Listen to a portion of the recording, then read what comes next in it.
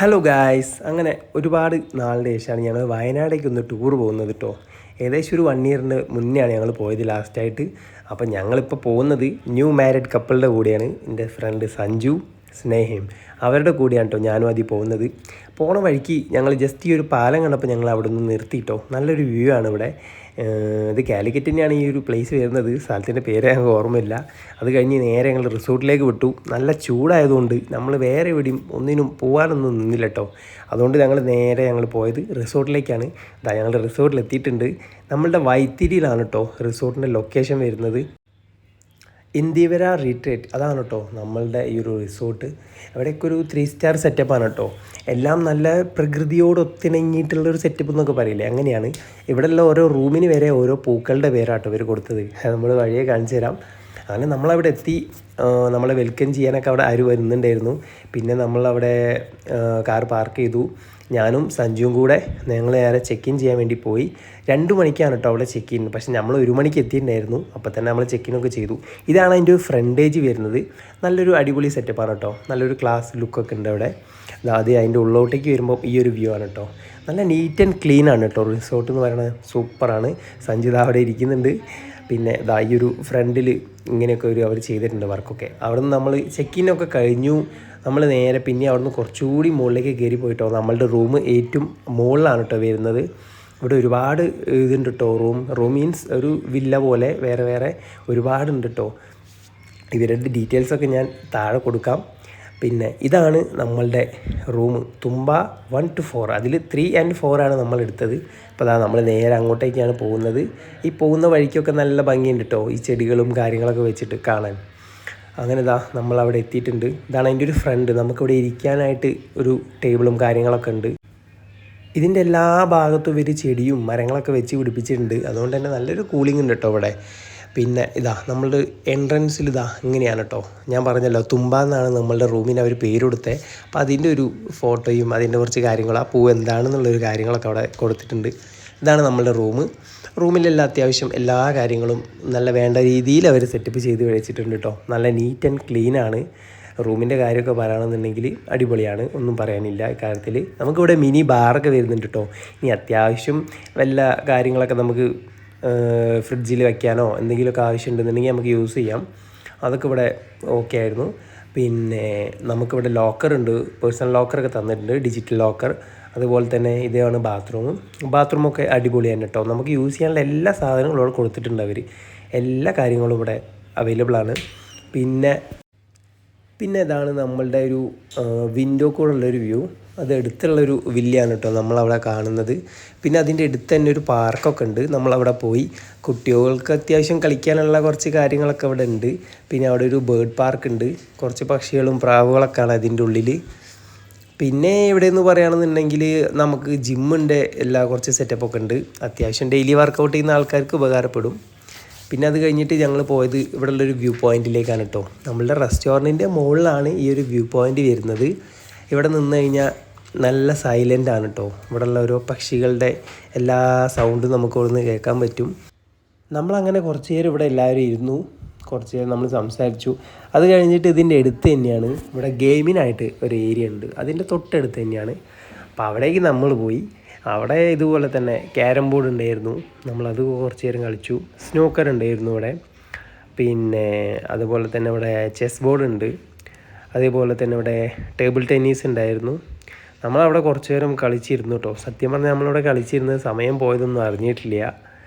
നമ്മളിവിടെ ഒരുപാട് നേരം നമ്മളിവിടെ സ്പെൻഡ് ചെയ്തു. അത് കഴിഞ്ഞിട്ട് ഞങ്ങൾ പുറത്തിറങ്ങിയപ്പോൾ നല്ല ഇരുടായി അത്യാവശ്യം. അപ്പോൾ ആ ഒരു സമയത്തുള്ളൊരു വ്യൂ ആണ് കേട്ടോ അത്.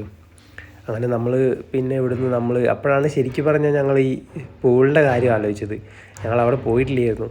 അങ്ങനെ ഞങ്ങൾ പൂളിലേക്ക് വിട്ടു. ഞങ്ങൾ 4 പേരും കൂടെ പൂളിലേക്ക് പോയി. പോകുമ്പോൾ ഒരു 8 മണി ഏകദേശം. പിന്നെ ഒന്നും നോക്കിയില്ല, 4 പേരെടുത്ത് അങ്ങോട്ട് ചാടി.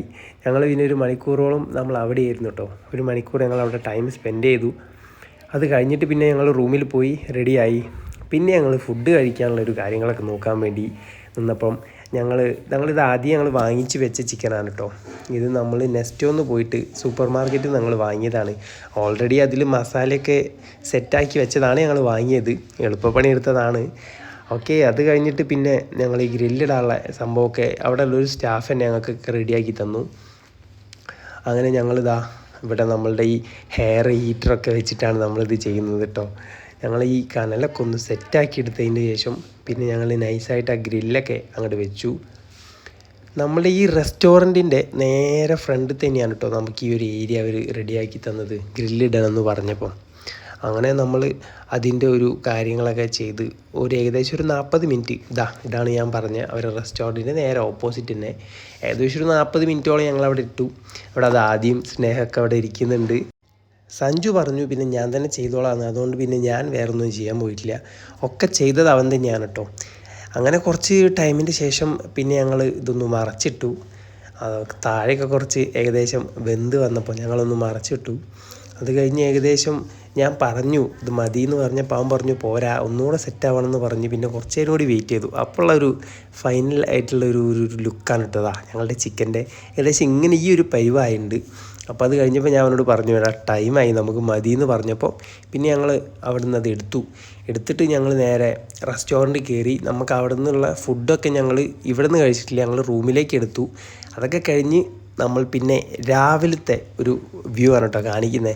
ഞങ്ങൾ ആ ഫുഡൊക്കെ കഴിച്ച് കിടന്നുറങ്ങിയപ്പോൾ ലേറ്റായി, പിന്നെ ഞങ്ങൾ വ്ളോഗൊന്നും എടുക്കാൻ നിന്നില്ല. ഇത് പിന്നെ രാവിലെയുള്ളൊരു വ്യൂ ആണ് കേട്ടോ. നമ്മൾ ഇന്നലെ ഈവനിങ് കാണിച്ചു തന്ന ആ ഒരു പ്ലേസ് തന്നെയാണ് ഞങ്ങളിപ്പോൾ ഉള്ളത്.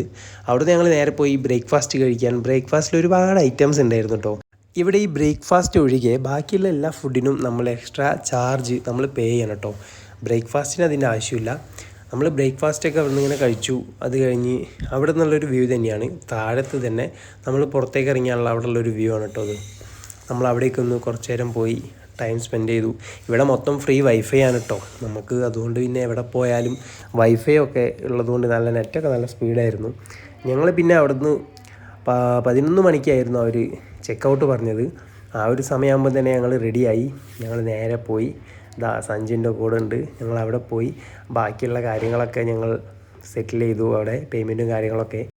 എന്തായാലും റിസോർട്ടൊക്കെ ഞങ്ങൾക്ക് ഇഷ്ടപ്പെട്ടു. അവരുടെ സർവീസും കാര്യങ്ങളൊക്കെ ഞങ്ങൾക്ക് ഇഷ്ടപ്പെട്ടു. നല്ലൊരു റിസോർട്ടാണ് കേട്ടോ. നിങ്ങൾക്ക് വരാൻ താല്പര്യം ഉണ്ടെന്നുണ്ടെങ്കിൽ നിങ്ങളൊക്കെ ഒന്ന് വന്ന് നോക്കുക. ഞങ്ങൾ പിന്നെ അവിടെ നിന്ന് ഇറങ്ങി. ഞങ്ങൾ പോകുമ്പം എവിടെയെങ്കിലുമൊക്കെ ഒന്ന് പോകണമെന്നുണ്ടായിരുന്നു, പ്രത്യേകിച്ച് പ്ലാനിങ് ഒന്നും ഇല്ലായിരുന്നു. അപ്പോഴാണ് ഞങ്ങളവിടെ ഈ ബങ് ജമ്പിങ് കണ്ടത്. അത് കണ്ടപ്പോൾ തന്നെ ഞങ്ങളവിടെ കാറ് സൈഡാക്കി ഞങ്ങൾ അങ്ങോട്ട് പോയി നോക്കി. എൻ്റെ ദൈവമേ, സത്യം പറഞ്ഞാൽ ഞങ്ങൾക്ക് 4 പേർക്ക് ധൈര്യം ഇല്ലായിരുന്നു കേട്ടോ അത് ചാടാനൊന്നും. പിന്നെ ഞങ്ങളവിടെ കുറച്ച് നേരം നോക്കി നിന്നു. അത് കഴിഞ്ഞിട്ട് പിന്നെ ഞങ്ങൾ ചിന്തിച്ചു വേണോ വേണ്ടേ. പിന്നെ വേണ്ടാന്നുള്ള തീരുമാനത്തിൽ ഞങ്ങൾ അവിടെ ഉള്ളൊരു സൈക്ലിങ്ങിന് വേണ്ടിയിട്ട് പോയി.